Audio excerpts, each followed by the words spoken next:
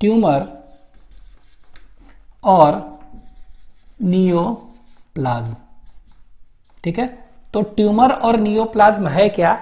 They are actually abnormal mass of proliferating cells. तो ये abnormal mitosis कर रहे हैं ना, तो जो अबनॉर्मल मास है उसको क्या कर रहे हैं हम? ट्यूमर और नियोप्लाज्म। और ये जो ट्यूमर डिवाइड कर रहे हैं, प्रोलिफरेटिंग सेल्स जो हैं वो क्या है? जो वाइटल न्यूट्रिएंट्स नॉर्मल सेल्स के लिए है उसको यूटिलाइज कर ले रहे हैं। इसका मतलब they starve the normal cells by competing for vital nutrients. तो ये लिख लेते हैं। तो ये क्या है एक्चुअली में? तो कह सकते हैं एक्चुअली में it is abnormal mass of proliferating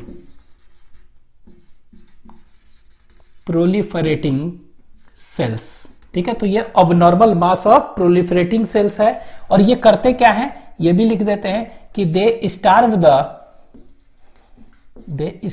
the normal cells by competing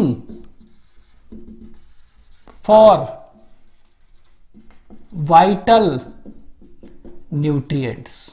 ठीक है, तो ये जो वाइटल न्यूट्रिएंट्स नॉर्मल सेल्स के लिए है वो ये यूटिलाइज कर ले रहे हैं। तो याद रखेंगे abnormal mass of proliferating cells, and this proliferating cells क्या करते हैं? Starves the normal cells by competing for vital nutrients. ठीक है, ये अब ये जो देखेंगे नियोप्लाज्म और ट्यूमर बन रहा है, ये कितने तरह के होते हैं? तो ये दो तरह के होते हैं। एक को कहेंगे दैट इज बेनाइन और दूसरा कहेंगे मैलिग्नेंट। तो लिख लेते हैं। तो ये दो तरह का हो गया। कौन कौन सा? वन इज बेनाइन ट्यूमर और दूसरा जो है इसको हम कहते हैं मैलिग्नेंट ट्यूमर। ठीक है, दोनों में अंतर क्या है तो देखते हैं। तो बेनाइन ट्यूमर क्या हो गया अगर कहें तो बेनाइन ट्यूमर वैसे मास ऑफ प्रोलिफरेटिंग सेल्स हैं जो कि एक ही जगह एक ही लोकेशन पर रहते हैं और ये स्प्रेड नहीं करते हैं to other parts of body. ठीक है, उसके उल्टा ये जो देखेंगे ये एक जगह एक लोकेशन पर नहीं रहते हैं और ये क्या होते हैं? स्प्रेड करते हैं to different parts of body, and the process of spreading to different parts of the body is termed as metastasis कहते हैं। ठीक है, मेटास्टेसिस प्रोसेस से ये स्प्रेड करते हैं और ये ब्लड में गए, जो ट्यूमर सेल्स है ना ब्लड में गए, ब्लड से क्या हुआ? डिफरेंट ऑर्गन्स में जाएंगे, वहां पर क्या होंगे? लॉज्ड होंगे और वहां पर ट्यूमर भी करेंगे ना। तो सबसे खतरनाक कौन सा है? ये है। ठीक है, मैलिग्नेंट है और ये क्या है? फैल रहा है ना, तो it is invasive and cancerous कह सकते हैं। लेकिन ये क्या है? ये तो एक ही जगह है ना, तो इसको कहेंगे क्या? It is non invasive and non cancerous. ठीक है, और ये क्या है? ये देखेंगे मैलिग्नेंट कॉजेस मोर डैमेज, हाई डैमेज, और ये लिटिल डैमेज करेगा। तो यही सब पॉइंट्स लिख लेते हैं। ठीक है, next benign tumour which remains confined to their original locations। ठीक है, locations and do not spread to other parts of body, इसको हम कहेंगे बेनाइन। ठीक है, तो बेनाइन मतलब क्या हुआ? यहां पर कह सकते हैं remains confined to their original location, जहां पर है वहीं पर रहते हैं, ये फैलते नहीं हैं। ठीक है, एक ही जगह पर कॉन्फाइंड है। और ये कह सकते हैं डू नॉट स्प्रेड, ये फैलते भी नहीं है ना, तो वो दोनों कर दिए, remains confined to the location and do not spread. तो इसको हम कहते हैं दैट इज बेनाइन। लेकिन इसमें उल्टा होगा तो कह सकते हैं tumour which do not remain confined to their original location and spreads to other parts of body by process of इसको कहते हैं मेटास्टैसिस। ठीक है, तो मेटास्टैसिस प्रोसेस से ये स्प्रेड करते हैं। तो the process of spreading of tumour cells is termed as metastasis. ठीक है, तो यहां पर लिख दे रहे हैं which do not remain confined. यहां क्या है, do not remain confined to their original location, अपने जगह पर नहीं रहते हैं, ये फैलते रहते हैं, स्प्रेड करते हैं टू अदर पार्ट्स। ठीक है, ये स्प्रेड करते हैं and this process of spreading is termed as what, it is termed as metastasis. तो याद रखेंगे कि सबसे feared property of malignant tumor is what, metastasis. ठीक है, तो इसमें क्या होते हैं, ब्लड के थ्रू जो भी ट्यूमर सेल्स हैं डिफरेंट ऑर्गन्स में एंटर करेंगे, वहां पर भी क्या करेंगे, ट्यूमर करेंगे। तो यहां पर लिख दे रहे हैं metastasis which is the most feared property of malignant tumor। Malignant tumour का ये है प्रॉपर्टी है, तो मोस्ट फियर्ड। ठीक है, बहुत ही घातक है ये प्रॉपर्टी। ठीक है, ये हो गया। दूसरा अंतर क्या है, अभी तो देखें कि ये मेटास्टैसिस शो कर रहा है, तो फैल रहा है तो दूसरे जगह, तो ये क्या हो गया, ये फैल रहा है, तो इसको हम कह सकते हैं कि इट इज इन्वेसिव।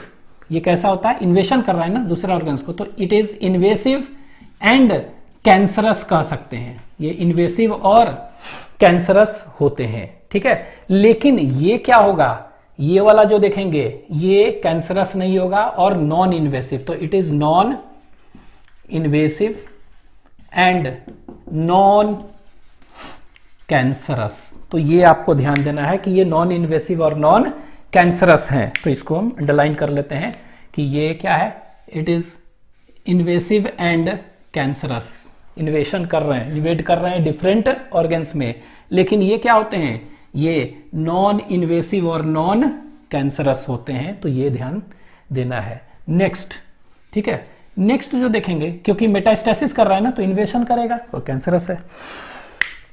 अब ये क्या है, ये याद रखेंगे कि दिस इज, कह सकते हैं इट कॉजेस मोर डैमेज कह सकते हैं, हाई डैमेज कह सकते हैं। ठीक है, तो ये ज्यादा डैमेज करेगा। ठीक है, इट कॉजेस हाई डैमेज, तो ये याद रखिएगा, हाई डैमेज करता है। तो क्या हो गया, सभी जगह फैल रहा है, तो ये फैटल है। क्या है, घातक है, इट इज फैटल, ये ध्यान देना है। ठीक है, लेकिन ये क्या होता है इसके कंपैरिजन में, ये कम डैमेज करता है। तो यहां पे लिख रहे हैं इट कॉजेस लिटिल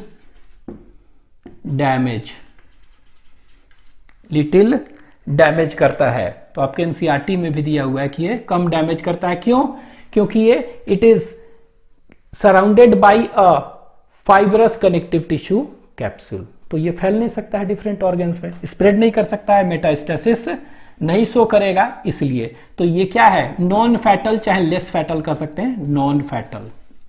ठीक है, ये हो गया डिफरेंस इन दोनों के बीच में। तो ट्यूमर के कह सकते हैं ये दो टाइप्स हो गया, बेनाइन और मैलिग्नेंट। तो बेनाइन हो गया जो कि एक जगह रहता है और फैलता नहीं है, और मैलिग्नेंट हो गया जो कि एक जगह नहीं होता है। ठीक है, इसको डायग्रामेटिकली अगर हम देखेंगे ना, तो यहां देखिए एक डायग्राम से हम बना दे रहे हैं, ये इस तरह का है। मान लीजिए कि ये देखिए इस तरह से, तो ये जो बाहर देख रहे हैं ना, ये इस तरह से है, ये है यहाँ पर सेल है, इसके अंदर ये, इसी के अंदर क्या है जो देख रहे हैं, ये देखिए ये प्रोलिफेरेटिंग सेल्स है। क्या है ये, प्रोलिफेरेटिंग ऑबनॉर्मल सेल्स देख रहे हैं ना, ये वाला। तो ये क्या हो रहा है, it is confined to a particular place, ये पर्टिकुलर प्लेस में कॉन्फाइंड है। और ये कवर्ड क्या से है, ये कवर्ड है, इट इज कवर्ड बाई और surrounded by fibrous connective tissue capsule से कवर्ड है, इसीलिए ये स्प्रेड नहीं कर सकता है दूसरे जगह। और ये क्या है, अंदर बनाया है, अबनॉर्मल सेल्स है, सेल्स है, ठीक है। साइड में क्या हो गया, नॉर्मल सेल्स इस तरह से हैं, तो this is what, normal sales बगल में होंगे। यहां पर देखिए ये एक्चुअली में क्या है, इसमें हम देखेंगे कैसा होगा, तो इसमें देखिए इस तरह से ये कैप्सूल, ये देख रहे हैं इस तरह से, ये देखिए बाहर तो है लेकिन यहां पर क्या होता है, ये पूरा नहीं है, यहां देखिए इस तरह से, यहां पर क्या है, इसमें ये है डिवाइड कर रहा है, प्रोलिफेरेटिंग सेल्स है ये, ठीक है। और इसमें क्या होता है ना, ये देखिए ये जो प्रोलिफरेटिंग सेल्स है इसका शेप क्या है, ये चेंज अबनॉर्मल भी हो गया ये और ये क्या कर रहे हैं, मेटास्टेसिस से बाहर निकल रहे हैं, देख रहे हैं इस तरह से बाहर। तो ये क्या है, इनका क्या कर सकते हैं, कोई फिक्स्ड शेप नहीं है, अबनॉर्मल शेप भी हो गया इनका, अबनॉर्मल शेप, ठीक है। और ये देखिए इस तरह से एक्चुअली में देखेंगे ये क्या कर रहे हैं, ये जो सेल्स हैं they will starve the normal sales by competing for vital nutrient. तो ये देखिए ये याद रखना है कि ये स्प्रेड कर रहे हैं, इसमें स्प्रेड नहीं कर रहे हैं। और ये बाहर क्या हो सकता है, ये बाहर क्या है, ये यहाँ पर ये देखिए नॉर्मल सेल्स है, ये भी तो है इस तरह से, ठीक है। तो ये याद रखिएगा। अब हम देखते हैं एक और, एनसीईआरटी में आपके इतना ही दिया है लेकिन एक चीज और देख लेते हैं कि ये जो देखेंगे कैंसर, यही मैलिग्नेंट को हम कैंसर, किसको, कैंसरस सेल कौन, यही है ना। तो मैलिग्नेंट ट्यूमर जो है उसको हम क्या कर सकते हैं, कैंसर टर्म यूज कर सकते हैं, ठीक है। तो ये कैंसर जो है ना, ये आप याद रखिएगा, कैंसर जो है इसको कहते हैं क्या, मैलिग्नेंट ट्यूमर ना, मैलिग्नेंट ट्यूमर इसी को ना। तो ये मैलिग्नेंट जो ट्यूमर है और कैंसर, इसको हम क्या कहते हैं, इसको हम on the basis of origin और लोकेशन कहां है, इसको 3 में हम पार्ट्स में बांट रहे हैं। एक को कहते हैं कार्सिनोमा, कार्सिनोमास, ठीक है। एक को कहते हैं सार्कोमा, ठीक है। एक को कहते हैं ल्यूकेमिया, ठीक है। तो ये 3 तरह का आपको ध्यान देना है, मेन होते हैं, ठीक है। और भी हो सकते हैं लिम्फोमा, माइलोनोमा, लेकिन ये 3। अब देखिए कार्सिनोमा जो होता है ना, it is actually A cancer of epithelial tissue. तो एपिथेलियल टिश्यू का अगर कैंसर होता है, तो कैंसर ऑफ एपिथेलियल टिश्यू अगर होता है, एपिथेलियल टिश्यू, तो इसको हम कहते हैं कार्सिनोमा। और ये लगभग 80 to 90% कैंसर जो होता है ना, सब यही है। तो इट कॉन्स्टिट्यूट 80 से 90%, तो हम इसको कर दे रहे हैं 85% अप्रॉक्स, ठीक है, ये है, ठीक है। इसके बाद कह सकते हैं कैंसर ऑफ कनेक्टिव टिश्यू अगर होगा, ठीक है, कैंसर ऑफ कनेक्टिव टिश्यू अगर होगा तो इसको हम क्या कहेंगे, सार्कोमा। तो ऐसे भी याद रख सकते हैं, सार्कोमेयर कहां था, मसल्स में देखे थे ना, कनेक्टिव टिश्यू है सब। तो अगर कैंसर ऑफ क्या हो रहा है, कैंसर ऑफ कनेक्टिव टिश्यू हो रहा है, चाहे इसको कह सकते हैं मेसोडर्मल टिश्यू भी कह सकते हैं ना, मेसोडर्मल ओरिजिन होता है ना, मेसोडर्मल टिश्यू अगर है तो भी क्या हो जाएगा, इसको कहेंगे सार्कोमा, ठीक है। ये उसी तरह यहां पर अगर देखेंगे ल्यूकेमिया क्या होता है, अगर कैंसर ऑफ ब्लड सेल्स होगा, कैंसर ऑफ ब्लड सेल्स अगर होगा उसका, तो इसको हम क्या कहेंगे, it is termed as leukaemia, ठीक है। तो वो याद रखिएगा। तो ये हो गया इस तरह से ये।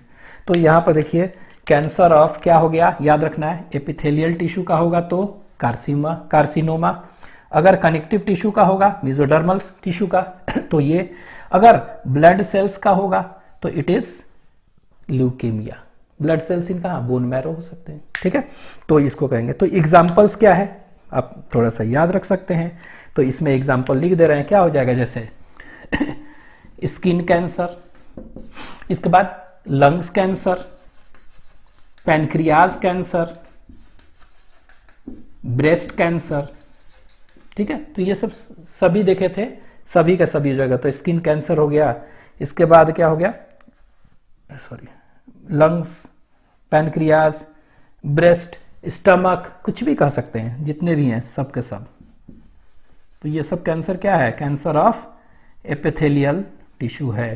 तो ठीक है, इसमें एग्जांपल्स क्या हो जाएगा इनमें, तो इनमें आप कह सकते हैं क्या, कनेक्टिव टिश्यू, इसमें क्या हो गया, कार्टिलेज, बोन, ये सब होता है ना, बोन कैंसर, कार्टिलेज कैंसर, ये सब, ठीक है। तो कार्टिलेज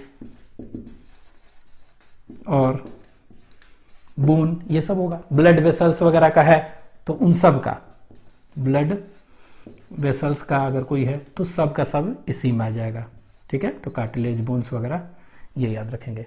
कैंसर ऑफ, इसमें ल्यूकेमिया क्या है, तो इसमें क्या हो गया, ब्लड सेल्स है, तो इसमें क्या कहते हैं, इसको कहते हैं that is known as blood cancer कह देंगे सीधे, ब्लड कैंसर।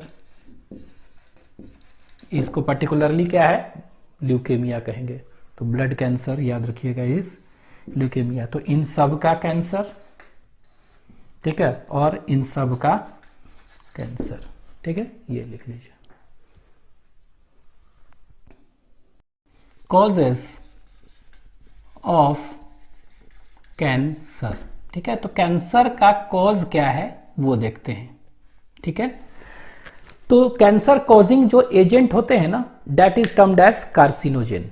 और वो कार्सिनोजेन करते क्या है, वो it causes transformation of normal cells into cancerous neoplastic cells में कर देते हैं, ठीक है। और ये कार्सिनोजेन तीन तरह के देखेंगे, फिजिकल कार्सिनोजेन, इसके बाद chemical carcinogen and biological carcinogen. तो इसके बारे में लिख लेते हैं। तो the agents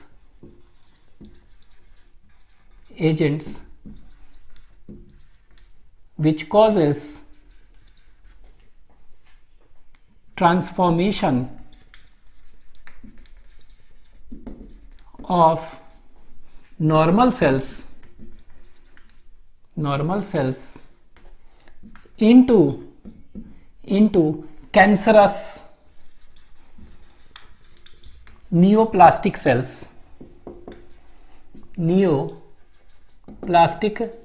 cells is called carcinogens, ठीक है। तो ये कहेंगे कार्सिनोजेन।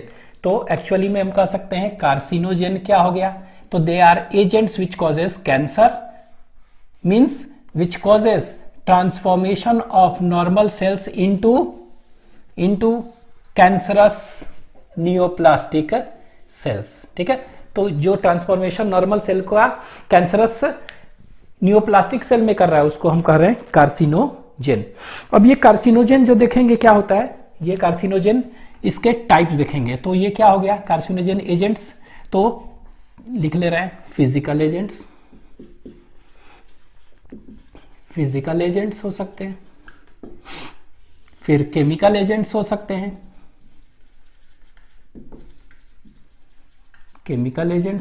हैं, ठीक है। और तीसरा जो देखेंगे उसको कहेंगे बायोलॉजिकल एजेंट्स। तो तीन देखेंगे, दिस कार्सिनोजेन में भी फिजिकल, केमिकल और बायोलॉजिकल, ठीक है। तीनों का तीनों देखते हैं। पहला फिजिकल में क्या क्या होगा, तो फिजिकल में हम देखेंगे रेडिएशंस होंगे। तो रेडिएशंस देखेंगे, आयनाइजिंग होता है और नॉन आयनाइजिंग। आयनाइजिंग में आ गया एक्सरे, गामा रे आ जाएगा। नॉन आयनाइजिंग में क्या आ जाएगा, उसमें आ जाएगा यूवी रेस, ठीक है। तो लिखते हैं, तो इसमें क्या आ जाएगा, इसमें आ जाएगा रेडिएशंस, इसमें आ जाएगा रेडिएशंस आ जाएगा। अब ये रेडिएशंस दो तरह का देखेंगे, one is ionising and second is non ionising radiation. तो दो तरह का रेडिएशन हो गया, ionising as well as non ionising radiations. Ionising radiations में कह सकते हैं कौन सा, एक्सरे, गामा रे, ये सब कर सकते हैं, ठीक है, ये कैंसर। उसी तरह नॉन आयोनाइजिंग में क्या हो जाएगा, एक UV rays, ultraviolet rays, बहुत ही इंपॉर्टेंट है ये यूवी रे, ठीक है।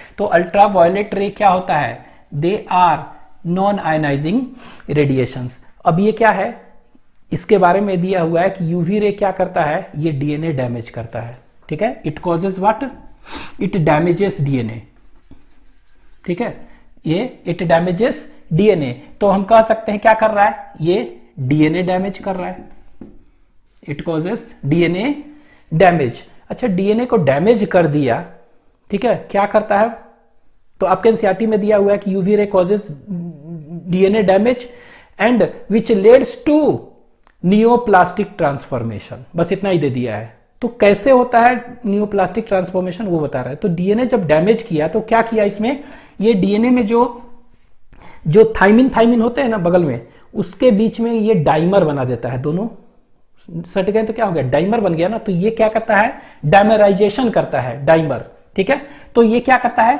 ये थाइमिन का डाइमर बनाता है। थाइमिन के बीच में है ना, तो थाइमिन का डाइमर बनाता है। ठीक है, अच्छा ये थाइमिन क्या है, thymine it is a pyrimidine ना, तो इसीलिए इसको क्या कहते हैं,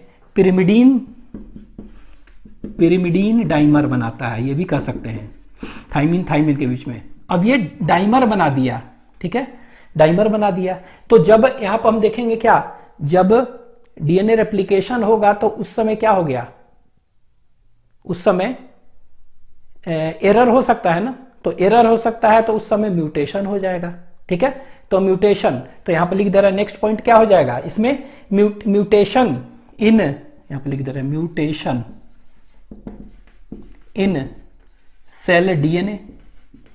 ठीक है, सेल डीएनए में म्यूटेशन हो जाएगा। अब जब म्यूटेशन हो जाएगा तो ये क्या होगा, it will lead to what, it will lead to neoplastic transformation. ठीक है, तो यही क्या हो जाएगा, नियोप्लास्टिक ट्रांसफॉर्मेशन। तो नियोप्लास्टिक ट्रांसफॉर्मेशन। ठीक है, तो ये आपके एनसीईआरटी में यही दिया हुआ है कि ये हो जाएगा। तो आपके एनसीईआरटी में दिया है UV rays causes DNA damage. ठीक है, ये क्या दिया है, ये दिया है कि यूवी रे कॉजेस डीएनए डैमेज। ठीक है, डीएनए का डैमेज कर दिया एंड दिस लीड्स टू क्या, नियोप्लास्टिक ट्रांसफॉर्मेशन, ये वाला बस। लेकिन ये करता क्या है, थाइमिन डाइमर बनाएगा, म्यूटेशन हो जाएगा। ठीक है, और फिर क्या होगा, फाइनली ये कैंसर हो जाएगा। ठीक है, नेक्स्ट केमिकल एजेंट्स में क्या हो जाएगा। तो केमिकल एजेंट्स में क्या हो जाएंगे, बहुत सारे केमिकल्स हो जाएंगे ना। तो कौन कौन से केमिकल एजेंट्स हैं वो देखते हैं। ठीक है, तो केमिकल एजेंट्स जो देखेंगे कौन कौन से हैं, तो यहां पर देख रहे हैं, तो ये देख रहे हैं कि टोबैको स्मोक जो होता है ना, वो कह सकते हैं। तो टोबैको स्मोक आपके एनसीईआरटी में ये दिया हुआ है कि टोबैको स्मोक जो है ना, इट कॉजेस लंग कैंसर। तो इट इज अ, कह सकते हैं major cause of lung cancer. तो ये दिया है आपके एनसीईआरटी में, केमिकल एजेंट में दिया है tobacco smoke is a major cause of lung cancer दिया है। तो इसको हम यहां पर लिख देंगे अभी आगे, मेजर कॉज ऑफ, यहां लिख दे रहे हैं major cause of lung cancer. तो लंग कैंसर का मेजर कॉज कौन है, यही है टोबैको स्मोक।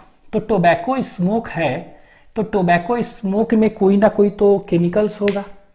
ठीक है, तो ये नहीं दिया है केमिकल, लेकिन इसमें जो केमिकल होता है ना, उसको हम क्या कहते हैं, यहां पर लिख दे रहे हैं, इसको कहते हैं नाइट्रोसो।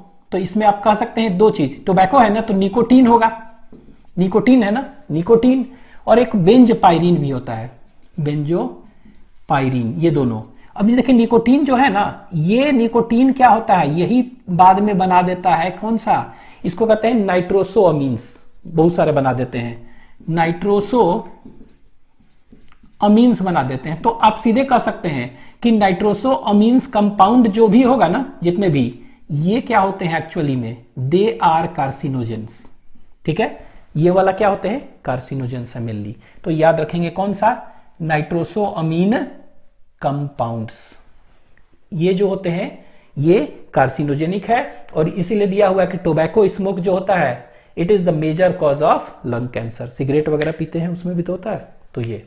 ठीक है, नेक्स्ट, और भी लंग्स को अफेक्ट करने वाला टोबैको स्मोक हो गया। दूसरा आप कह सकते हैं और भी एस्बेस्टस, मस्टर्ड गैस, निकल, क्रोमियम कंपाउंड्स, ये सब होते हैं। तो हम लिख दे रहे हैं, तो पहला ये था। दूसरा कौन सा है, मस्टर्ड गैस। ठीक है, इसके बाद एस्बेस्टस, एस्बेस्टस ये कह सकते हैं दोनों। इसके बाद कह सकते हैं कौन सा, निकल, Ni and Cr, chromium compounds. तो निकल एंड क्रोमियम कंपाउंड्स, ये भी हो सकता है। तो ये याद रखेंगे, मस्टर्ड गैस, एस्बेस्टस, निकल एंड क्रोमियम कंपाउंड्स, ये सब के सब क्या करते हैं, ये एनसीईआरटी में दिया है बस, सब के सब क्या करते हैं, they causes cancer of what, cancer of lungs. तो लंग्स का ये कैंसर करते हैं, ठीक है। तो इसको ऐसे लिख दे रहे हैं हम, ये देखिए यहाँ इसको इससे ये ऐसे कर दे रहे हैं, ये सब के सब क्या कर रहे हैं, अफेक्ट किसको कर रहे हैं, लंग्स का कैंसर कर रहे हैं, ठीक है। ये दूसरा और भी देखते हैं केमिकल एजेंट्स होते हैं। तो नेक्स्ट यहां पर देखेंगे कि लीवर का भी होता है, ठीक है। तो लीवर का जो होता है उसको कहते हैं vinyl chloride, vinyl chloride VC इसको कहते हैं, ठीक है। और फिर अफ्लाटॉक्सिन होता है, अफ्लाटॉक्सिन AFLATOXIN, अफ्लाटॉक्सिन। तो ये दोनों के दोनों देखेंगे क्या करते हैं, they are carcinogen of liver, ठीक है। तो ये लीवर का कार्सिनोजेन है। उसी तरह नेक्स्ट, तो इसको यहां पर हम, ये हो गया दोनों। नेक्स्ट देखेंगे कि कैडमियम ऑक्साइड भी होता है, कैडमियम ऑक्साइड। तो कैडमियम ऑक्साइड जो देखेंगे, it will cause cancer of prostate gland. तो ये प्रोस्टेट ग्लैंड का कैंसर करेगा, ठीक है। तो ये याद रखना है, किसका करेगा, प्रोस्टेट ग्लैंड का, कौन, कैडमियम ऑक्साइड। उसी तरह देखेंगे नप्थाइल अमीन होता है और अमीनो बाइफिनाइल, ठीक है। तो लिख देते हैं नप्थाइल अमीन और अमीनो बाइफिनाइल, ठीक है। तो ये दोनों के दोनों क्या हो गया, it will cause cancer of urinary bladder, urinary bladder का कैंसर करता है, ठीक है। तो ये याद रखेंगे, क्या क्या कर रहा है, यूरिनरी ब्लैडर का कैंसर करेगा, ठीक है। तो इसको ये कर ले। उसी तरह हम देखेंगे कि वजाइना का भी कैंसर करने वाला एजेंट होता है और उसको हम कहते हैं, that is known as DES, diethyl stilbestrol, ठीक है। तो यहां पर लिख दे रहे हैं डाई इथाइल स्टिलबेस्ट्रॉल, स्टिलबेस्ट्रॉल, और इसको शॉर्ट में हम DES भी कह सकते हैं। और ये किसका है, इट इज ऑफ वजाइना। तो ये याद रखना है, वजाइना का है, ठीक है। ये हो गया। Next diethyl stilbestrol. इसके बाद देखेंगे एक होता है सूट एंड कोल्टार, सूट और कोल्टार होता है। तो ये दोनों किसका करता है। तो ये देखिए यहां पर देखे तो लंग्स तो है ही, स्किन का भी करता है। तो it causes cancer of skin and lungs. तो ये दोनों का करता है, स्किन और लंग्स दोनों का कैंसर करेगा। तो ये आपको ध्यान देना है, ठीक है। तो इसको कर ले। तो DES है ये, डाइथाइल स्टिलबेस्ट्रॉल, और ये है सूट और कोल्टार। ये कोल्टार में भी एक्चुअली में क्या होता है, 3,4 बेंजपायरीन देखे थे यहां पर, ये वाला 3,4 बेंजपायरीन यही। तो यहां पर भी होता है बेंजपायरीन। तो यहां पर हम कर दे रहे हैं, इसको कहते हैं 3,4 बेंजोपायरीन यहां पर होता है, ठीक है। इसके बाद देखेंगे आर्सेनिक कंपाउंड्स जो है वो भी माना जाता है कि दिस आर्सेनिक कंपाउंड्स ये भी हैं और ये कैंसर ये भी करते हैं। तो ये स्किन लंग्स का तो करते हैं, ये लीवर का भी करते हैं, ठीक है। तो ये किसका, liver, skin and lungs. Even कहा जाता है कि किडनी का भी करते हैं कुछ, ठीक है। तो आप यही याद रखिएगा कि कॉम्बिनेशन दिख रहे हैं, ये लीवर, स्किन और लंग्स इसका भी कर रहे हैं। तो कौन सा है, आर्सेनिक कंपाउंड्स है, दिस इज आर्सेनिक कंपाउंड्स, ठीक है। इसके बाद आप याद रख सकते हैं कि ब्लड और बोन मैरो का भी है बेंजीन, ठीक है। तो यहां पर हम लिख दे रहे हैं, लास्ट है, याद रखिएगा बेंजीन। तो बेंजीन क्या का है, तो इसको लिख लेते हैं। तो बेंजीन जो है ये ब्लड एंड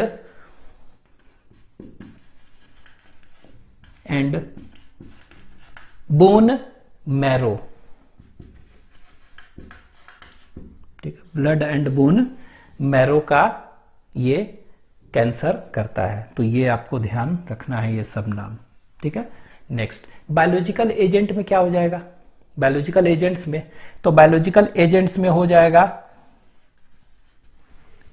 वायरस, ठीक है। तो क्या हो जाएगा इसमें, वायरस, तो लिविंग है ना, तो वायरस में क्या हो जाएगा, ऑन्कोजेनिक वायरस, आपके एनसीईआरटी में दिया हुआ है ऑन्कोजेनिक वायरस दिया हुआ है, और ऑन्को वायरस भी कह सकते हैं। तो ऑन्कोजेनिक और ऑन्को वायरस आप कह सकते हैं। तो आपके एनसीईआरटी में ऑन्कोजेनिक वायरस दिया है, ठीक है। तो ऑन्कोजेनिक और ऑन्को वायरस कह सकते हैं, दे आर बायोलॉजिकल एजेंट। तो वायरस भी क्या कर सकता है, वो कैंसर कर सकता है, म्यूटेशन कर सकता है। और इसमें जो देखते हैं जो जीन्स होगा उसको क्या कहेंगे, उसको हम कहेंगे वी ऑन्क, ठीक है, वायरल ऑन्कोजीन, ठीक है। तो ये याद रखिएगा, क्यों, क्योंकि नॉर्मल सेल में जो था उसको क्या कहते थे, सी ऑन्क कहते थे, सेलुलर ऑन्कोजीन। इसमें जो होगा उसको क्या कहेंगे, वी ऑन्क कहेंगे, ठीक है। तो ये आप याद रखिएगा कि agents which causes cancer is known as क्या, कार्सिनोजेन। और ये कार्सिनोजेन का 3 एजेंट्स थे, ये याद रखना है। फिजिकल एजेंट्स हो गया, ये इसमें रेडिएशंस याद रखने हैं। केमिकल एजेंट्स हैं, इसमें क्या याद रखना है, वेरियस केमिकल्स हैं, और ये स्पेसिफिक फॉर पर्टिकुलर कैंसर है, देख रहे हैं। इसके बाद बायोलॉजिकल एजेंट्स हैं, तो बायोलॉजिकल एजेंट्स में कौन सा हो जाएगा, इसमें याद रखना है कि वायरस हो जाएगा। तो ये याद रखेंगे, लिख लीजिए।